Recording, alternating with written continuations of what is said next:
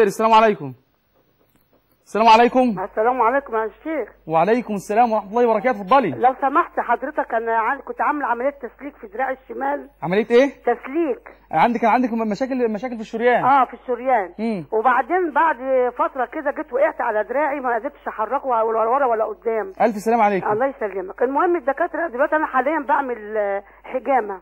ممتازه الحجامه. بس دلوقتي حضرتك انا دراعي حرقان فظيع في الكف الشمال، مش بقدر امسك اي حاجه. هقول لحضرتك على حاجه ان شاء الله من النهارده. الله يبارك لك. انت عندك كام سنه الاول؟ انا عندي 56 سنه. ما شاء الله، ربنا يديك الصحه الله يا رب. يبارك لك يا اخويا. ربنا يحفظك من كل سوء يا رب. الله يخليك. بالله عليك بالله عليك، أبشري. انا تعبانه جدا.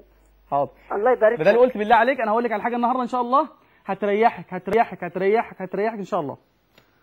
عند صوت اخرى.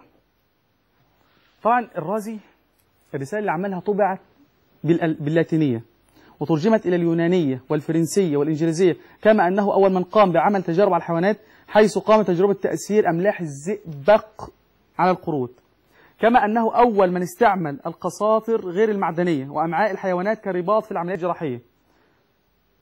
أستاذ عماد من الأردن. السلام عليكم. السلام عليكم. وعليكم السلام أستاذ عماد، يا مرحبا. كيفك دكتور؟ والله في نعمة ونحب أهل الأردن في الله كثيرا.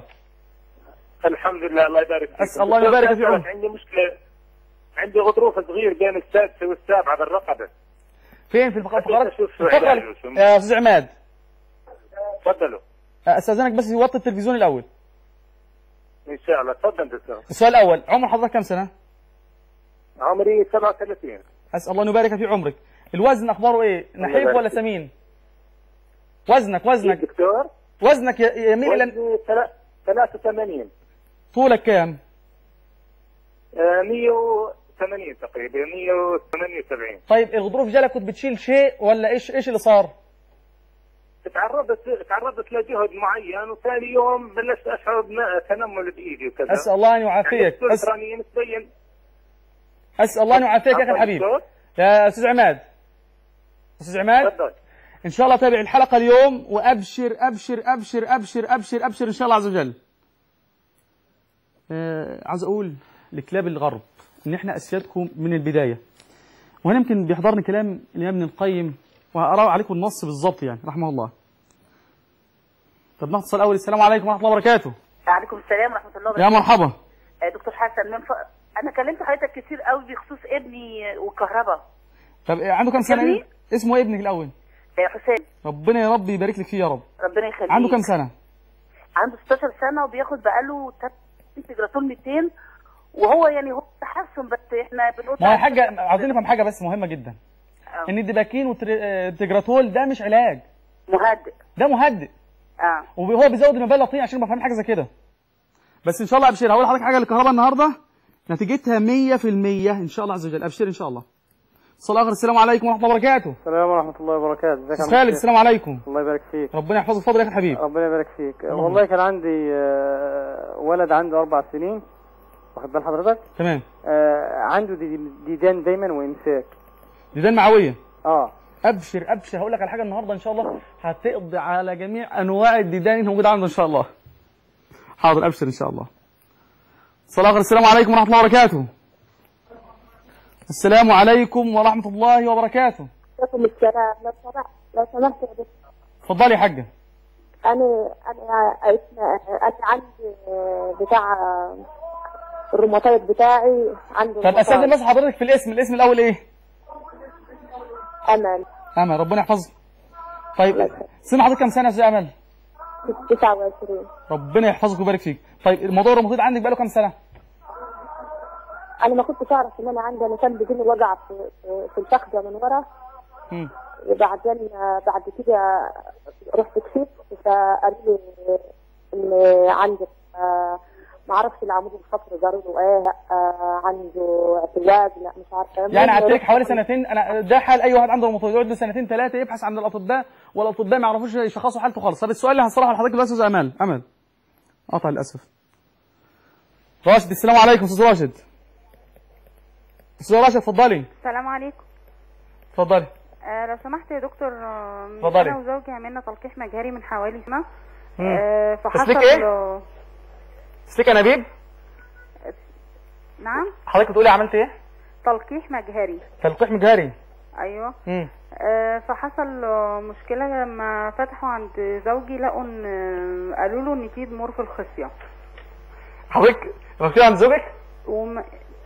نعم. المشكله عند زوج حضرتك؟ ايوه. سنه كام سنه؟ في تليف في تليف في الخصيتين. طيب عمل اخر تحليل كان عامل ايه؟ صفر، مفيش خالص. الزوجه بقى لك كام سنه؟ 10 سنين. لو عملت تلقيح مجهري ايه اللي صار؟ ايه اللي حصل لما حضرتك عملت تلقيح مجهري؟ فشلت؟ ايوه فشلت لانه ملقوش طيب. حيوانات منويه اساسا. ابشري ابشري ابشري ان شاء الله، وبس بسمي حسن ان شاء الله الولد الثاني او الثالث. مروه السلام عليكم. وعليكم السلام. ازيك يا دكتور؟ يا مرحبا يا استاذه مروه. دكتور لو سمحت، انا عندي اخويا عنده ضغط عالي قوي وبياخد برشام ياما وحاجات مش جايبه معاه نتيجه خالص. طيب سنه كام سنه؟ 20. 20 سنه، ربنا يشفيهولك يا رب، اللهم امين. دكتور لو سمحت، عايز اسال سؤال تاني. انا على طول عندي اضطرابات في الدوره الشهريه.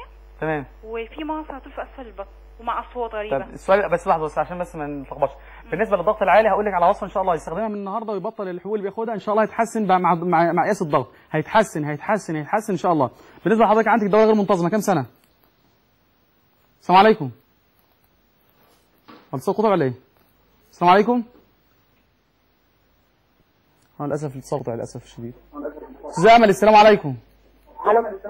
انا اللي كنت بكلمك الوقت يا دكتور. طب استاذنك يا استاذ امل، حضرتك مين؟ انا اللي كنت بكلمك الوقت. امل؟ ايوه. حضرتك اللي عندك روماتويد؟ طب استاذنك وطي التلفزيون بقى بعد اذنك.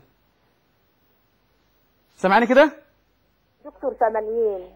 حضرتك سامعاني؟ طيب عندك 29. 80. ايه؟ النسبة 80. 80. طيب عاوز اسال سؤال. وطي بس التلفزيون الاول بعد اذنك. طيب ماشي. كويس كده تمام؟ ايوه. حضرتك حصل عندك تقوس في بعض مفاصل جسمك ولا لا؟ لا. طب الحمد لله. طيب لا وجع في المفاصل وخلاص. طيب لو ما خدتيش البرشام اللي بتاخديه عشان الالم تقدري تقومي الصبح؟ بقوم وكل حاجه، ما فيش الا المفاصل اللي وجعان. طيب ابشري بس انت جايبه سامعك. نسبه قليله خالص. ايه؟ الروماتايد جايبه نسبه